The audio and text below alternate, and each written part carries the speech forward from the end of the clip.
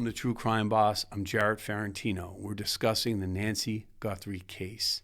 At this hour, Nancy Guthrie is still missing. We are at day 12, well into our second week, where Nancy Guthrie, an 84-year-old beloved mother of media and celebrity figure Savannah Guthrie, has vanished off the face of the earth. You know, when this case first came out, I thought maybe this was a case of an elderly woman who wandered off, but it was pretty clear early on that Nancy Guthrie was taken, and quite forcibly, from her home, and it has captivated the country. Whoever is responsible for this, and there's a lot of speculation. Is it an inside job? Is it a random job? Is it somebody from across the border? Is it an obsessed fan? Whoever is responsible for this has crossed a line here.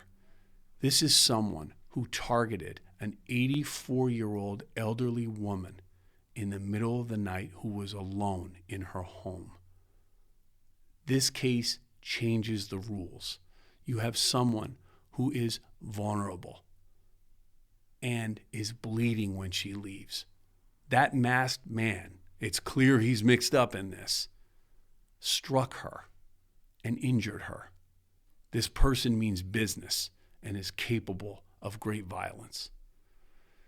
I look at these kinds of cases, and 20 years as a prosecutor, the cases that tear you up, they all affect you differently, but the ones that really kill you are the cases where children are injured and cases where elderly are abused.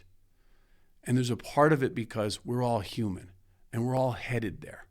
As we get older, we're not as strong as we used to be, not as mobile as we used to be, and we are vulnerable to evildoers. I keep getting questions about my opinion and my thoughts. I am glad to see that the FBI has taken the wheel.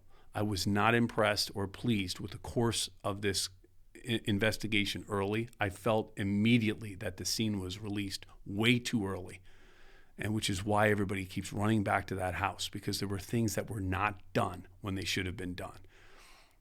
I'm thrilled that they were able to mine the data and pull that video data to get that masked man on Nancy Guthrie's porch. That is a significant step forward. And today it looks like they're attempting to determine how tall that individual was. These are all big steps forward in identifying the masked man. And another image of a person with a backpack has been revealed. I look at this, I'm watching Brian Enton and Megyn Kelly every day. They're doing a great job of covering this, and the analysis and over-analysis in the press too. A lot of speculation out there. The most important thing is that we get answers, find Nancy Guthrie if she's still out there. That's the big thing. It's a whodunit. But the next question is, where is Nancy? Is she safe? And if this person was capable of injuring her, what else is this person capable of? There is a very dangerous person among us and still out there. But I'm watching this case very closely. I know all of you are. And everybody's limits are being tested. The forensics, the technology, the video canvassing of these neighborhoods and expanding out. You have the deserts of Tucson, the neighborhoods of Annie Guthrie and her husband's house, and there's speculation about them. And look, without looking at those reports and the data and what's going on, we could only sit here and speculate. But it was clear to me 2 nights ago when the FBI and the sheriff's department took into custody someone who had literally nothing to do with the situation, that they were not far along in identifying this individual. But just 2 days later, they are making great progress. My hope tonight is that this individual is identified and captured, and that Nancy Guthrie is safe. And if she's not, this person is brought to justice, because a line has been crossed. If this case feels different, it's because it is different. It is absolutely horrible what happened here. And the person responsible or persons responsible need to be held accountable, whatever their motivation was. Greed, obsession, drugs, whatever it was, it doesn't justify what happened. So our hope tonight is that this individual is caught and we'll continue to monitor it. Happy to comment on the shows and on my social platforms where I get a chance. I just finished my book, and my book is called Mothers, Murders, and Motivation.